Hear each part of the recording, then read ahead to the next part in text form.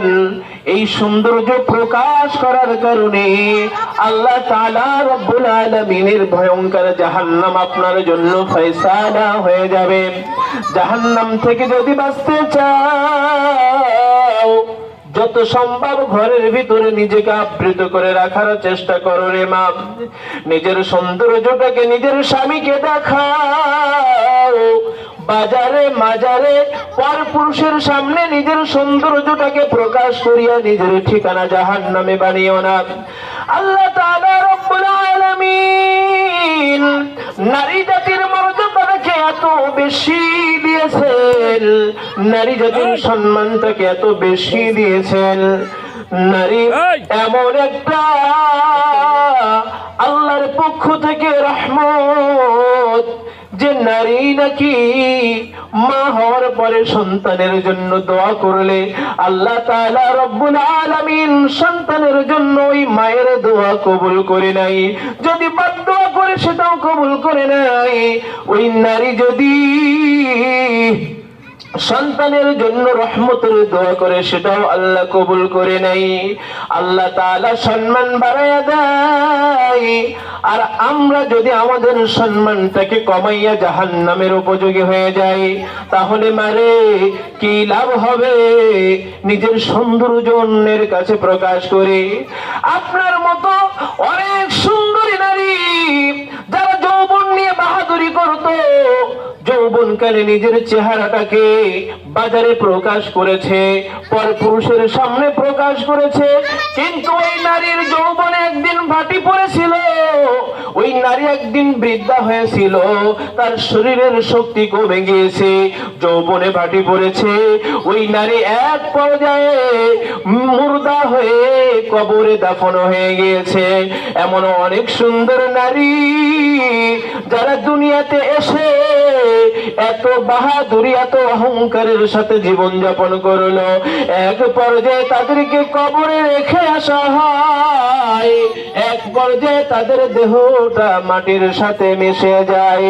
ও মারে, সৌন্দর্য প্রকাশ করা যাবে না, আল্লাহ পছন্দ করে না, রাসূল আমার পছন্দ করে না।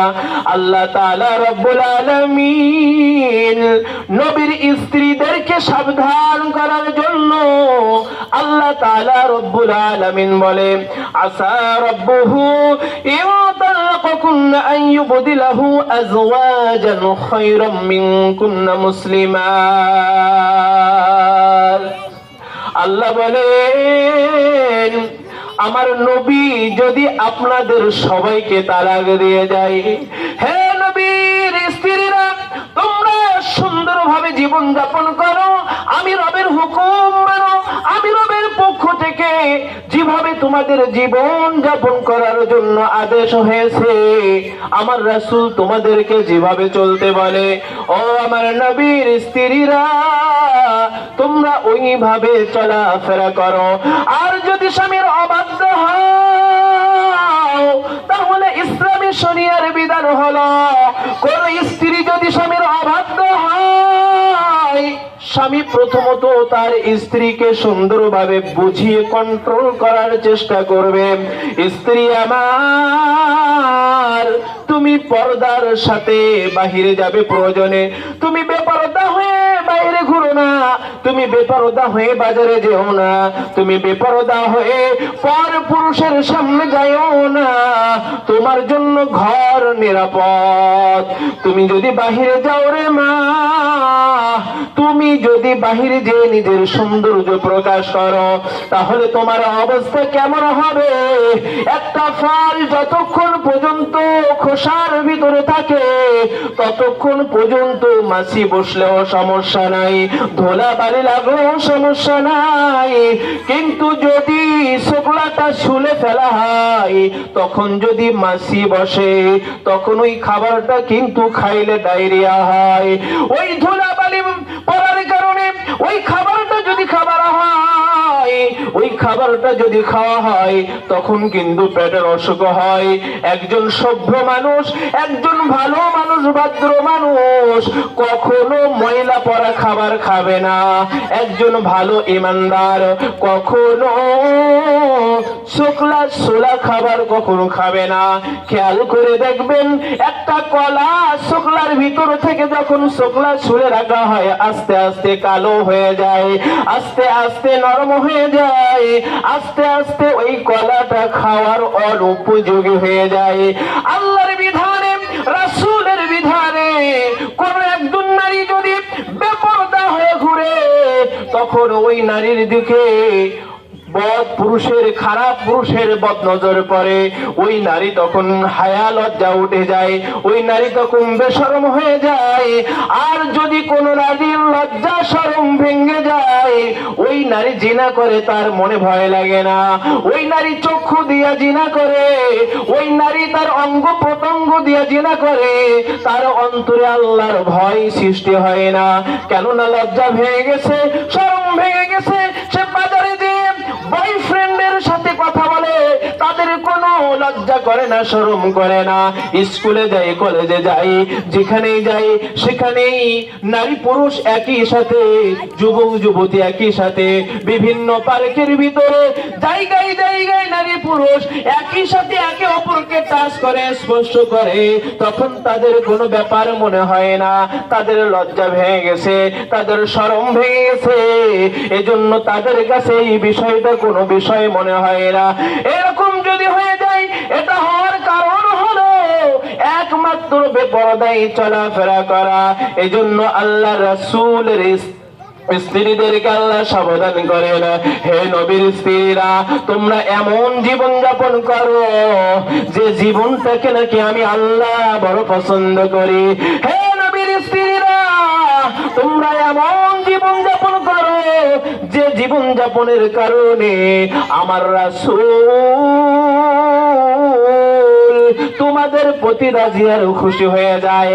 আর তোমরা যদি আমি রাসূল আমার নবীর কথা অমান্য করো, আমি নবীর কথা যদি তোমরা অমান্য করো, তাহলে তোমাদেরকে আমি সাবধান করতে চাই, আমার নবী যদি তোমাদেরকে তালাক দিয়ে দেয়, আসা রব্বুহু ইউতাল্লাকুকুন্না আইয়ুবদিলাহু,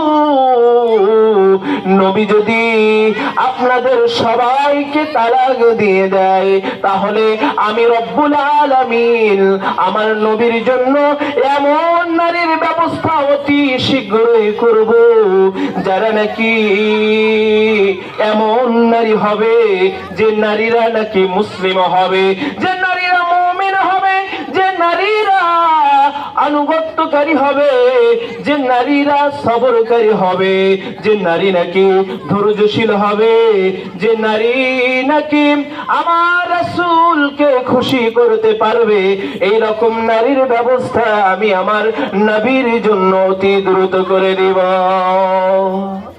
আল্লাহ তাআলা রব্বুল আলামিন নবীজির স্ত্রীদের ব্যাপারে সতর্কবাণী দিলেন যে সাবধান হও, আমি আল্লাহর হুকুম যেভাবে তোমাদের উপরে আমি হুকুম করেছি ওইভাবেই তোমরা তোমাদের জীবনটা পরিচালনা করো।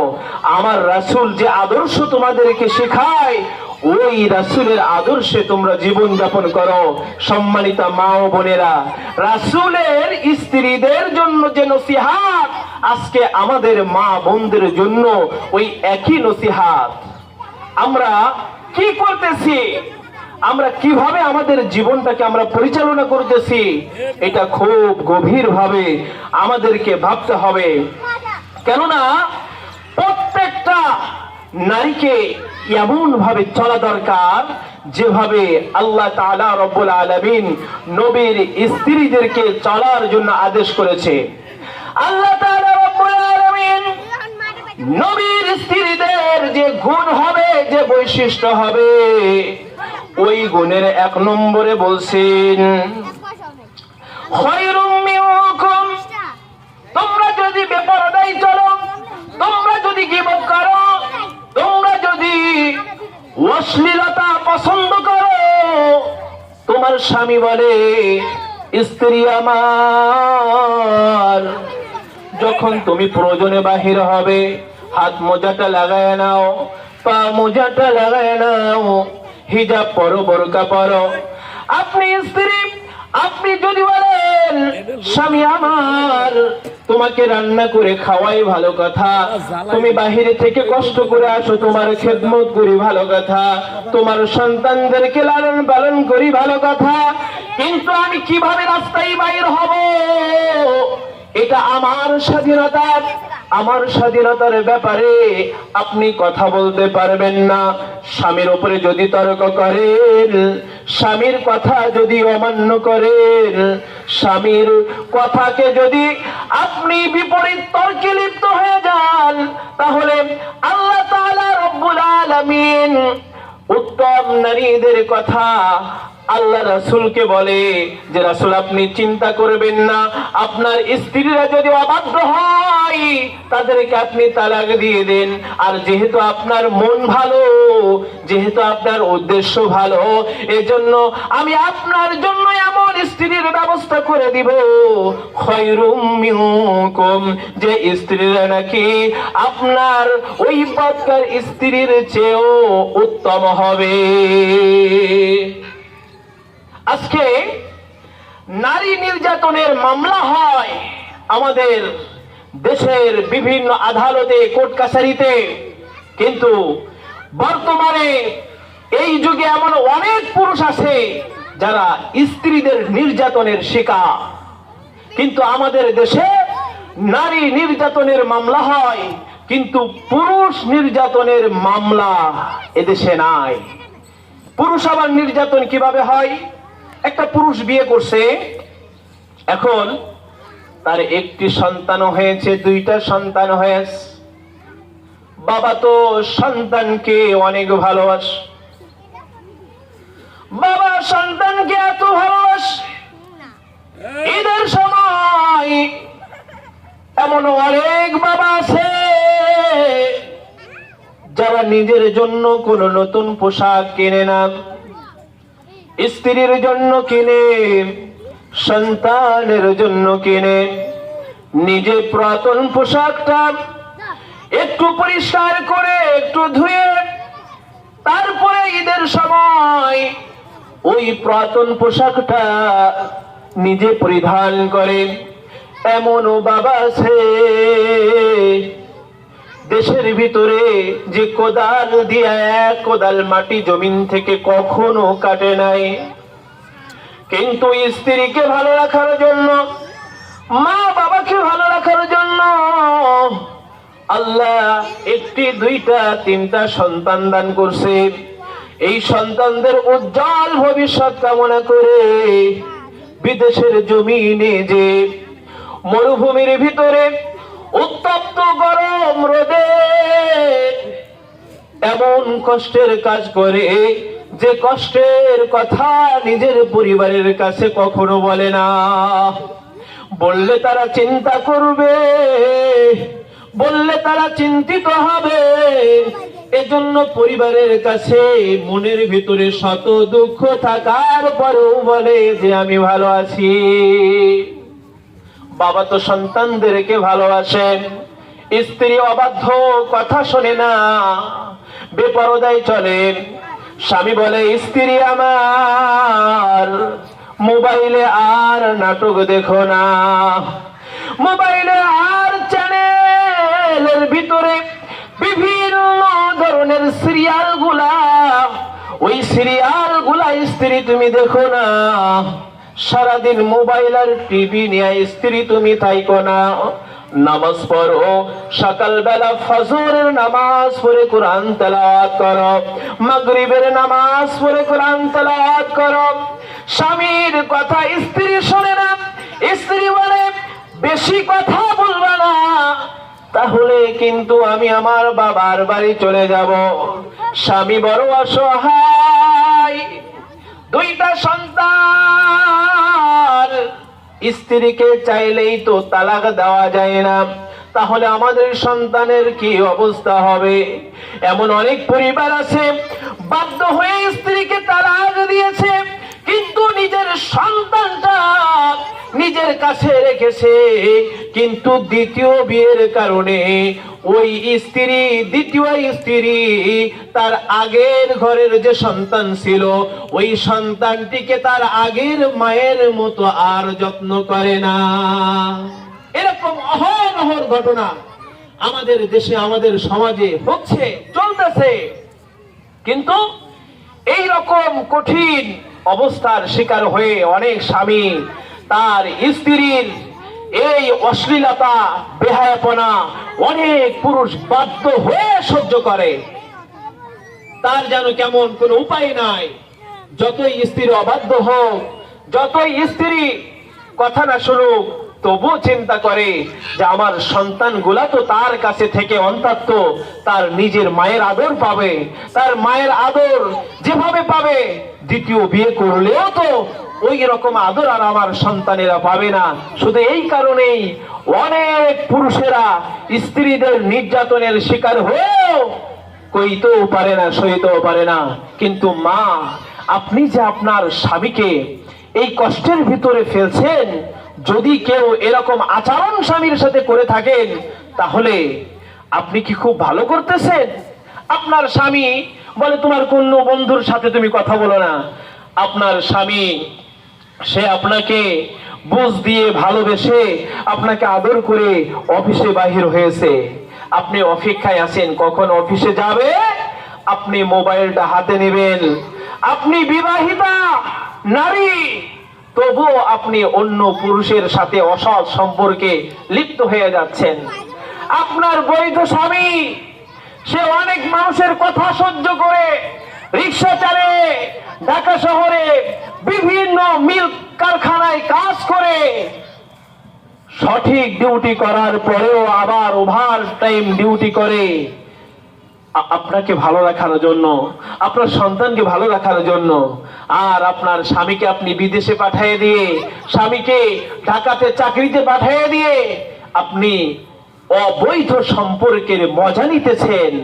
যদি এরকম স্বভাব কারোর ভিতরে এসে থাকে, তাহলে বোন আমার, মা আমার, আপনার জীবনটা দুনিয়াতেও বরবাদ, আখিরাতেও আপনার জীবনটা বরবাদ।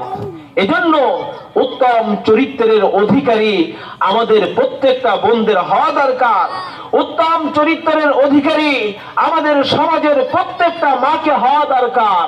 একটা মা যদি সৎ চরিত্রবান হয়, তাহলে ওই মায়ের গর্ভ থেকে যে সন্তানগুলো আসবে, ওই সন্তানগুলো নিঃসন্দেহে চরিত্রবান হবে। পাত্র যদি ভালো না হয়, ওই পাত্র থেকে ভালো কিছু পাওয়ার আশা করা যায় না। এজন্য আমরা খুব সাবধানভাবে আমাদের জীবনটাকে পরিচালনা করব। দুনিয়ার এই গুনাহের মজা, দুনিয়ার এই গুনাহের মজা এটা কেমন জানি অল্প সময়ের জন্য। মোবাইলে আপনারা একটা ভিডিও দেখেন, ওই ভিডিওটা যতক্ষণ দেখেন ততক্ষণ আপনি মজা পান, একটু হাসাহাসি করেন, একটু অনুভূতি হয়, একটু ভিতরে আনন্দ উপভোগ হয়। যখন ভিডিও দেখা বন্ধ করে দেন, ওই সব মজাগুলো বন্ধ হয়ে যায়। এই দুনিয়ার গুনাহের মজা হচ্ছে ওই রকম, যতক্ষণ আপনি গুনাহ করবেন ততক্ষণ পর্যন্ত আপনি মজা পাইবেন। আপনি গুনাহ ছেড়ে দিবেন, আপনার মজাও শেষ।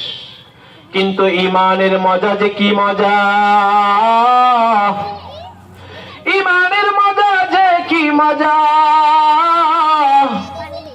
এই ঈমানের মজা যারা পেয়েছে তারা জীবন দিয়া দিয়েছে, কিন্তু কোনো ভাবেই তারা গুনাহ করতে রাজি নয়।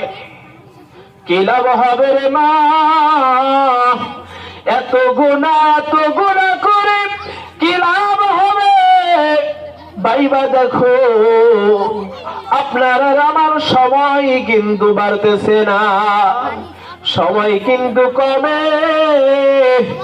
আল্লাহ যেদিন আপনাকে আমাকে দুনিয়াতে পাঠাইছে, ওই দিন থেকে আমার হায়াতের নির্ধারিত সময় কিন্তু যত দিন যাচ্ছে, সপ্তাহ যাচ্ছে, মাস যাচ্ছে, বছর যাচ্ছে, যত সময় যাচ্ছে রে মা, আপনার আর আমার হায়াতের সময় কিন্তু কমে যাচ্ছে।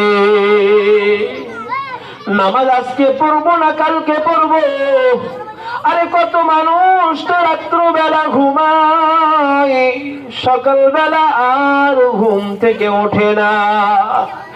কালকের আশায় আজকে যে নামাজ ছেড়ে দিলে রে মা, কালকে তুমি নামাজ পড়তে পারবা কিনা কি গ্যারান্টি আছে? কোরআন তোমার ঘরের ভিতরে শোকেজের উপরে, কোরআনের উপরে ময়লা পড়ে গিয়েছে। একটা বছর যায় কোরআন তুমি ধরো না, কোরআন তুমি পড়ো না রে মা, কি লাভ হবে? মোবাইলে তুমি যাই দেখো না কেন, মোবাইলে তুমি যাই করো না কেন, টিভিতে তুমি যাই দেখো না কেন, ওইগুলোতে কি বা ফায়দা আছে? যতক্ষণ দেখবে ততক্ষণ তোমার ভালো লাগবে রে মা। এজন্য দুনিয়ার ধোঁকায় পড়ে গুনাহের মজা পাইয়া তুমি আখিরাতকে ভুলিও না। সময় কিন্তু পারে না রে মা, সময় কিন্তু কমে। এজন্য আল্লাহ পছন্দ করে প্রত্যেকটা নারী যেন সৎ চরিত্রবান নারী হয়। এই জন্য তো বলে নবীর স্ত্রীরা তোমরা শুনে রাখো, আমি আল্লাহর হুকুম তোমরা যথাযথভাবে মানবে, আমি রাসূল আমার রাসূলের আদর্শে তোমরা যথাযথভাবে জীবন গড়বে। যদি তোমরা আমার রাসূলকে কষ্ট দাও, যদি তোমরা